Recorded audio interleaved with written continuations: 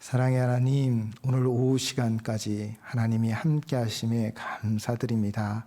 오후 예배 가운데서도 부족한 종을 세우셨사오니 주께서 친히 주의 은혜를 베푸사 우리 모두가 함께 귀한 은혜의 장으로 나아갈 수 있도록 도와주시옵소서.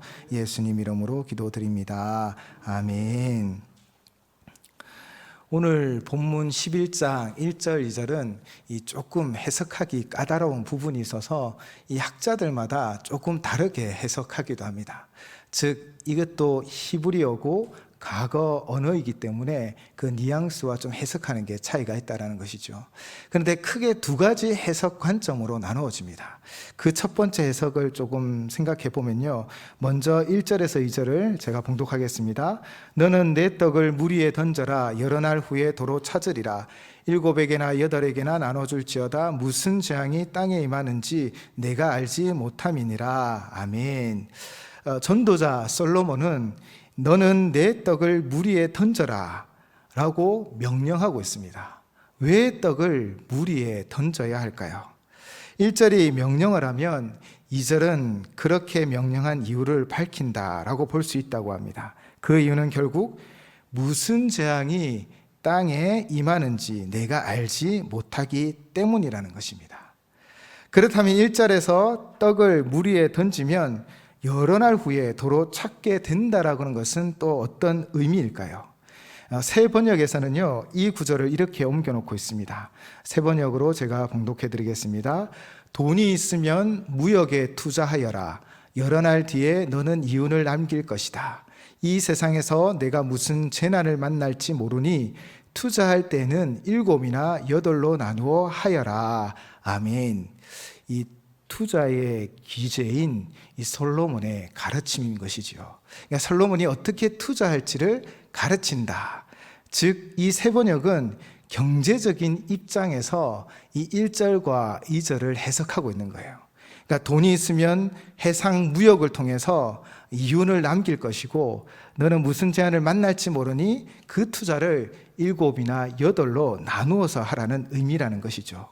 물론 솔로몬은 5장 18절에서 이렇게 노래하고 있습니다. 사람이 하나님께서 그에게 주신 바 그 일평생에 먹고 마시며 해 아래에서 하는 모든 수고 중에서 낙을 보는 것이 선하고 아름다움을 내가 보았나니 그것이 그의 몫이로다. 아멘. 솔로몬은 모든 것이 다 헛된 것이지만 그러나 사람이 이 땅 가운데 수고하여 얻은 그 몫을 가지고 누리는 것에 대하여 긍정적으로 말을 하였습니다. 인생의 수고에 몫이 있다는 것이고 그것을 낙을 보는 것이 선하고 아름답다라고 말하고 있는 것이죠. 그런 관점에서 바라본다면 1, 2절은 그렇게 경제적인 어떻게 투자를 하고 어떻게 이윤을 얻을 수 있다라는 지혜자의 지혜로 볼 수 있는 것이죠. 즉 1절에서 2절을 해상 무역으로 거론하여 해석할 때 이 물 위에 던져야 하는 떡은 식량, 이 먹을거리로 해석되어지고 그것을 무리는 결국 해상 무역을 통해 거래한다라는 것이죠. 그리고 해상 무역에 어려움을 당할 수 있잖아요. 그러니까 한 곳만 무역을 하는 것이 아니라 여러 곳을 무역을 하면 혹시나 일이 터졌을 때, 어려움을 당했을 때 다른 곳에서 이윤을 얻을 수 있다라는 그런 지혜인 것이죠. 이 땅에서 수고하고 얻은 그의 몫을 위하여 수고하는 것은 결코 악한 것이 아닙니다. 그래서 우리는 우리의 삶 가운데 열심히 노력하고 그 얻은 몫으로 살아가고 낙을 누리기도 하는 것이지요. 그러나 솔로몬은 5장 10절에서 이렇게 분명히 경고하고 있습니다. 은을 사랑하는 자는 은으로 만족하지 못하고 풍요를 사랑하는 자는 소득으로 만족하지 아니하나니 이것도 헛되도다. 만약 정말 나에게 있는 것에 자족하고 감사하면서 나에게 있는 것을 누릴 수 있다면 그게 낙이고 아름답지만, 그러나 인간의 한계에 대해 솔로몬은 너무나 잘 알고 있죠. 자신도 많은 것을 누려봤고 더 가지려고 했었고 또 여인에 빠지기도 했고 그런 모든 것을 알고 있었기에 솔로몬은 5장 10절로 이렇게 경고하는 것입니다. 은을 사랑하는 자는 은으로 만족하지 못하고 풍요를 사랑하는 자는 소득으로 만족하지 아니하나니 이것도 헛되도다. 그러므로 이 입장으로 1절과 2절을 해석해 보면 다르게 해석되어진다라는 것입니다. 그래서 대부분의 많은 학자들이 동의하고 있는 해석은 구제와 관련된 해석입니다. 먼저 1절을 제대로 해석하기 위해서는요, 2절부터 6절까지를 조금 살펴보아야 합니다. 1절 후반부부터 6절까지 반복되어지는 구절이 있습니다. 그것은 내가 알지 못한다라는 것입니다. 살펴보면 총 4번이 반복되어져 있습니다. 2절에서는 전도자가 우리가 알지 못하는 것이 무엇인지 가르쳐 주는데 무슨 재앙이 닥칠지 알지 못한다라는 것이고요. 5절에서는 바람의 길이 어떠한지 아이 벤 자의 태에서 뼈가 어떻게 자라는지 알지 못한다라는 것이고, 또 5절 후반부에는 만사를 성취하시는 하나님의 일을 알지 못한다는 것입니다. 그리고 6절에서는 아침에 뿌린 씨가 잘 될지 아니 될지 알지 못한다라는 것이죠. 그러니까 2절에서 6절의 주요 주제는 알지 못한다라는 것입니다. 우리 인생의 한계, 우리 인생이 가지고 있는 이 한계 가운데 살아간다라는 것이죠. 물론 3절과 4절을 살펴보면 우리가 아는 것이 우리가 아는 것은 경험으로 터득한 지식이라는 것이죠. 먹구름이 몰려오면 비가 오고, 나무가 한번 쓰러지면 어느 쪽이든 쓰러진 대로 그곳에 그냥 있는 것이지 그 나무가 저절로 서는 것은 아니라는 것이죠. 또 4절에서는 이런 경험적 지식으로 인해 파종하기 전에 바람만 살피고 있다면 씨앗을 심는 때를 놓치고 말고, 또 그의 경험적인 지식으로 추수할 때 구름이 걷히기를 기다리다 보면 아무것도 거두지 못하는 경우가 종종 있다는 것이죠. 아무것도 우리는 완전하게 알지 못한 채 세상의 경험적인 지식으로 살아가지만 그것 또한 완전하지 못하다라는 것입니다. 결국 경험하여 아는 것도 있지만 그것 또한 4절의 말씀처럼 헛되게 작용한다라고 솔로몬은 이야기하는 것이지요. 그러므로 이 세상은 우리가 완전히 알 수 없습니다. 그래서 우리는 어떻게 살아가야 할까요? 바로 겸손하게 창조주 하나님을 기억하며 그분을 섬기는 삶을 살아가야 하는 것입니다. 이런 우리의 삶에 솔로몬은 지혜로 우리를 가르치지요. 특별히 이런 생각과 함께 1절을 해석할 때 우리가 가진 떡을 물 위에 던지면 여러 날 후에 도로 찾게 된다라는 것은 바로 하나님이 우리에게 우리가 던진 것을 먼 훗날에 되찾게 해주신다는 약속인데, 그렇다면 이 떡은 무엇일까요? 떡을 던진다라는 것은 대부분의 학자들은 베푼다라고 이야기를 합니다. 이 말은 우리가 가진 것을 나누고 베풀며 살라라는 충고이죠. 이웃을 구제하고 돌보는 삶만큼 가치 있는 것은 없는 것 같습니다. 무엇을 던지라고 말하고 있습니까? 내 떡을 던지라고 말하는데 이 떡은 사람이 먹는 음식이지요. 일용할 양식입니다. 팔레스타인 땅에서는 주식이 빵인 것이지요. 개역 옛날 한글판에는 식물이라고 기록했지만 지금은 이제 떡, 빵으로 해석하고 있습니다. 즉 사람이 살아가면서 꼭 필요한 것들을 너는 베풀며 살아라라는 것입니다. 우리의 삶에 가장 필요한 것을 나누고 베풀지 알아야 한다라는 것이죠. 내게 소중한 시간, 내게 소중한 물건, 내게 소중한 우리의 몸도 건강도 베풀며 섬기며 헌신하며 봉사하며 살아가야 하고, 우리가 소중하게 생각하는, 가장 소중하게 생각하는 돈도 우리는 사실 흘려보내며 살아가야 하는 것입니다. 예수님이 우리에게 말씀하셨지요. 내 이웃을 어떻게 사랑하라고 말씀하셨습니까? 내 몸처럼. 그러면 내가 배고프면 내 이웃은요 배고픈 것이고요, 내가 필요한 것이 있으면 내 이웃도 필요한 것이 있다는 것입니다. 즉 이 떡은 인생에 필요한 것들을 나누어 주라는 의미인 것이지요. 그러나 우리는 그럼에도 불구하고 더 움켜잡으려고 합니다. 그러나 솔로몬의 그 고백처럼 은을 많이 가지고 금을 많이 가져도 만족함을 누릴 수 없는 것이지요. 우리가 이웃을 위해 소중한 것을 베풀면 그것은 이웃을 살리고 결국 도로 찾게 되는 역사가 일어난다고 합니다. 솔로몬은 2절 상반부에서 7에게나 8에게 나눠줄지어다 라고 가르칩니다. 이 7은 완전수지요. 그 7에 하나 더 보태어 나눠주라는 것은 더욱 많은 나눔을 통하여 우리 이웃의 생명을 살리라라는 권면인 것입니다. 그것이 헛된 세상을 살아가는 우리에게 참된 의미로 다가오는 것이지요. 만족이 우리 가운데 있다는 것입니다. 무리에 내 떡을 던지는 행동은 정말 용감한 행동입니다. 사실 나의 것을 나누어 주는 것, 우리가 모두가 다 부자가 아니잖아요. 우리도 필요한 것이 있지만 그것을 떼어 더 힘든 자에게 나눠준다는 건 용감한 행동이지만, 그러나 그 떡을 언젠가 찾게 되는 것은 바로 믿음의 영역입니다. 바로 하나님께서 우리에게 갚아주신다는 것이죠. 사실 우리 주변에는 이 말씀의 역사를 가끔 듣기도 합니다. 연세대학교 4대 총장을 지내신 목사님이면서 구약학자이신 이 박대선 박사님의 일화가 있습니다. 이분은 일제강점기에 일본 간사이 대학에서 공부를 할 수 있었다고 합니다. 같이 공부하는 우리나라 유학생들 가운데 경제적으로 너무 힘든 학생들이 있는 거예요. 그런데 날씨가 너무 추운데 이 신발이 없어서 맨발에 슬리퍼를 신고 학교를 다니는 거예요.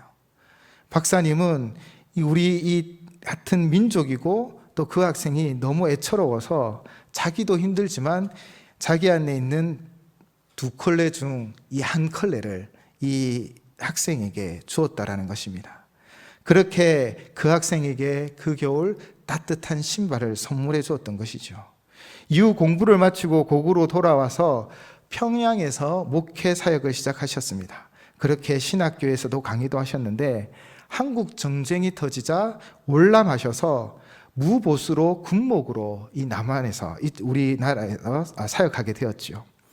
살기가 너무 어렵고 또 보수도 없는 무보수 군목이셨기 때문에 사실 정말 먹고 사는 것 자체가 힘든 시절이었다고 합니다. 그런데 어느 날 어떤 사람이 이 차에 쌀을 가득 싣고는 자기 집에 찾아왔다라는 거예요.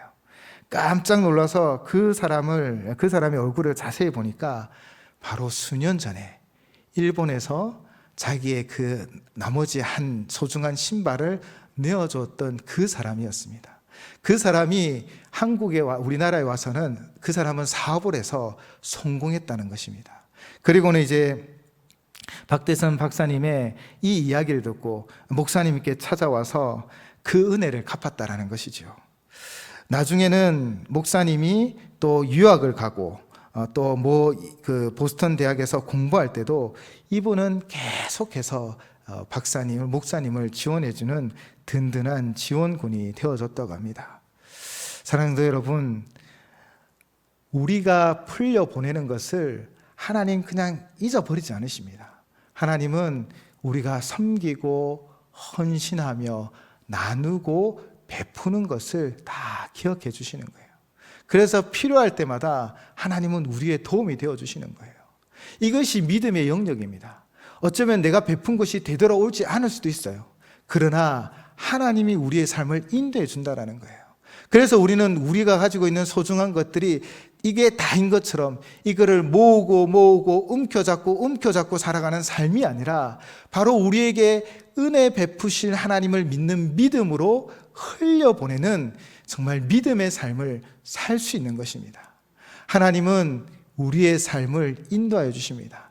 이 헛되고 헛된 세상, 무엇이 어떻게 될지 알지 못하는 이 세상 가운데 정말 때로는 하나님의 뜻이 무엇인지도 알지 못한 채 우리는 살아가는 이 불안한 삶 가운데 어떻게 베풀며 사랑하며 섬기며 나누는 삶을 살 수 있습니까? 그 방법은 오직 하나밖에 없습니다. 오늘 1절에 보시면 너는 내 떡을 무리에 던져라. 여러 날 후에 도로 찾으리라. 하나님이 도로 찾게 해주시고 하나님이 그만큼 갚아주시며 하나님이 우리의 삶을 인도해 주신다는 것입니다. 사랑하는 성도 여러분, 우리 이 믿음을 가지고 살아가시기를 권면해 드립니다. 헛되고 헛된 것을 움켜잡으려 할수록 우리의 마음은 비어져만 가는 것입니다. 그러나 우리가 나누고 섬기면 우리의 마음은 하나님의 기쁨으로 채워질 것이고, 또 하나님은 우리의 삶을 반드시 인도하여 주실 줄을 믿습니다. 사랑은 나누는 것. 갑자기 이 찬양이 생각나네요. 예, 그렇죠. 사랑은 정말 나누는 것입니다. 풍성해지는 것입니다. 그렇게 우리의 삶에 참된 의미를 알고 우리가 나누고 섬기는 삶을 살아가시는 우리 모든 성도님 되시기를 주님의 이름으로 축원을 드립니다. 그리고 계속해서 솔로몬은 우리에게 말하고 있습니다. 7절 8절 말씀입니다. 빛은 실로 아름다운 것이라 눈으로 해를 보는 것이 즐거운 일이로다. 사람이 여러 해를 살면 항상 즐거워할지로다. 그러나 캄캄한 날들이 많으리니 그 날들을 생각할지로다. 다가올 일은 다 헛되도다. 오늘 이 7절 8절을 9절과 10절로 연결해서 이 청년에게 주는 교훈, 젊은이에게 주는 교훈으로 보는 학자들도 있습니다. 그렇게 단락을 나누는 번역본들도 있긴 합니다. 어쨌든 이 7절과 8절은 무엇을 이야기하는 것일까요? 빛은 실로 아름다운 것이라 눈으로 해를 보는 것은 즐거운 일이라. 이 7절을 간략하게 해석해 주는 내용은 바로 살아있다라는 것입니다. 우리가 살아가면 빛도 보게 되어지고 해도 보게 되어지는 것이죠. 그러나 우리의 생이 끝나면 빛도 보지 못하고 해도 보지 못한다라는 것입니다. 우리가 살아가는 동안 하나님은 우리에게 아름다운 것들을 보게 하시고 태양도 보게 하시는니다. 그것을 살아가는 동안 누리라는 것이지요. 그러면서 8절에 사람이 여러 해를 살면 항상 즐거워할지로다. 그러나 캄캄한 날들이 많으리니 그 날들을 생각할지로다. 다가올 일은 다 헛되도다.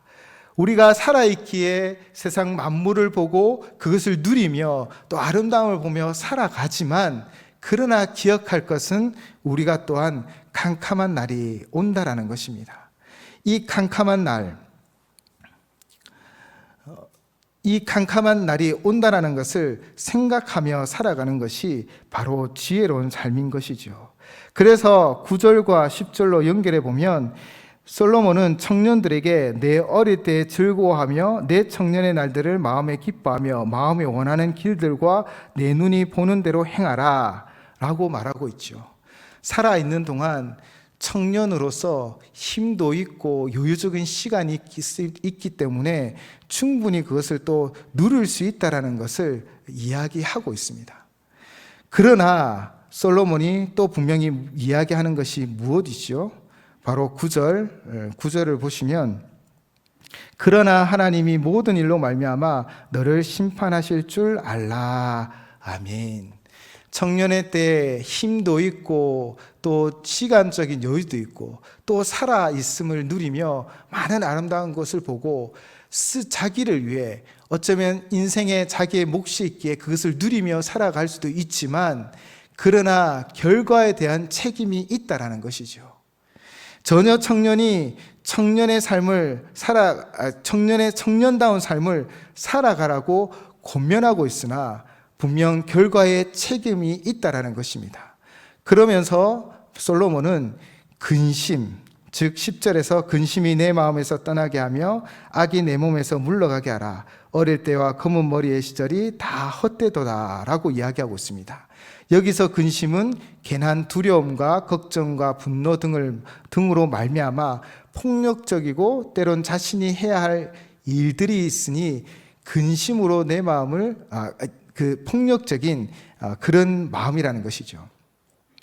그 근심을 오늘 본문에서는 내 마음에서 떠나게 하며 악이 내 몸에서 물러가게 하라라고 분명히 경고하고 있습니다. 청년 때는 자유롭게 시간과 자기의 힘을 누리며 살기도 하지만, 그러나 또한 괜한 걱정과 근심에 사로잡히기도 하는 것이죠. 나는 어떻게 될까? 내 미래는 어떻게 될까? 그렇게 살아가는 그 인생 가운데 솔로몬의 해답은 바로 어릴 때와 검은 머리의 시절이 다 헛되도다. 즉 어릴 때와 검은 머리의 시절도 때가 되면 다 흘러간다라는 것입니다. 사실 우리도 뒤돌아보면 청년 때 많은 것을 누렸죠. 그 결과로 말미암아 우리의 그 결과의 쓴 잔을 마시기도 합니다.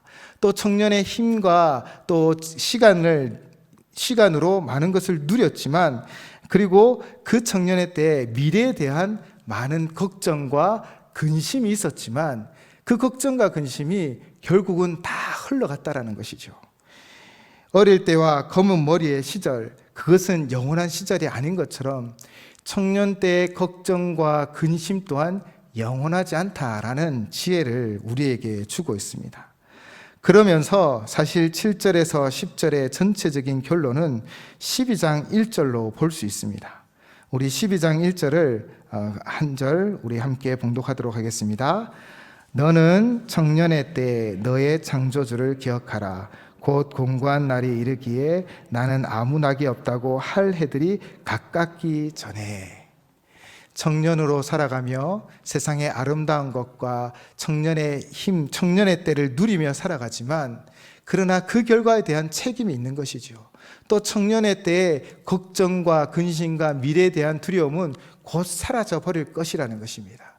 그러면서 솔로몬이 청년들에게 주는 진짜 결론은 바로 창조주 하나님을 기억하라는 것이죠.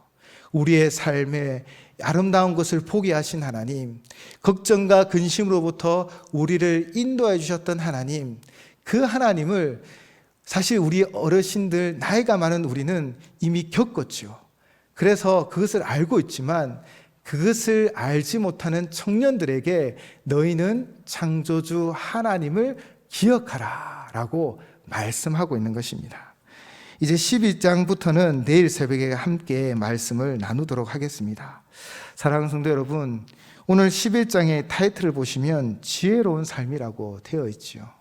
지혜로운 삶은 과연 어떤 삶일까요? 바로 이 모든 것을 알지 못하는 불확실한 삶 가운데서도 나누고 베품으로 하나님을 믿고 하나님을 의지하는 삶을 살아가는 것입니다. 하나님이 우리 인생의 진정한 인도자가 되어주셔서 갚아주시고 우리의 부족함을 채워주시고 우리의 진정한 인도자가 되어주신다는 것이죠. 그리고 청년들이 청년의 때에 쓸 것을 많이 누리더라도 그것은 결국 한때임을 그들이 기억하고 창조주 하나님을 기억하라 라고 우리에게 권면하고 있는 것입니다. 오늘도 이 모든 우리의 삶을 하나님 손안에 맡기시기를 바랍니다. 우리의 삶을 온전히 인도하시는 하나님 앞에 우리의 삶을 맡기며 나누고 섬기며 베푸는 삶을 통해 참 지혜 있는 삶, 참 기쁨의 삶을 누리시는 우리 모든 성도님들 되시기를 주님의 이름으로 축원을 드립니다. 아멘.